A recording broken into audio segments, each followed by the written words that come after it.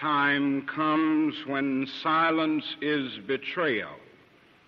The truth of these words is beyond doubt, but the mission to which they call us is a most difficult one.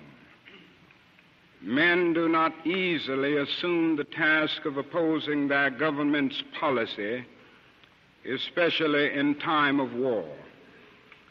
But we must move on. We are called to speak for the weak, for the voiceless, for the victims of our nation, and for those it calls enemy.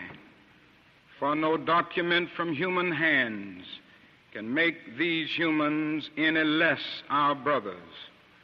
They must see Americans as strange liberators. Now that is little left to build on save bitterness. What must they think of the United States of America?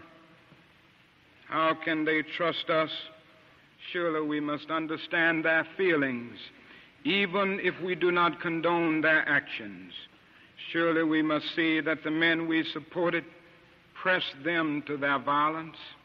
Surely we must see that our own computerized plans of destruction simply dwarf their greatest acts. To speak for them is to explain this lack of confidence in Western words, and especially their distrust of American intentions now. Is our nation planning to build on political myth again and then show it up upon the power of new violence? At this point, I should make it clear, I am as deeply concerned about our own troops there as anything else. For it occurs to me that we are adding cynicism to the process of death. For they must know after the short period there that none of the things we claim to be fighting for are really involved. And the more sophisticated surely realize that we are on the side of the wealthy and the secure, while we create a hell for the poor. Somehow this madness must cease. We must stop now.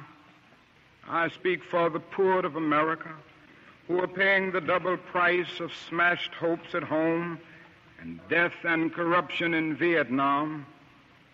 I speak as a citizen of the world, for the world as it stands aghast at the path we have taken.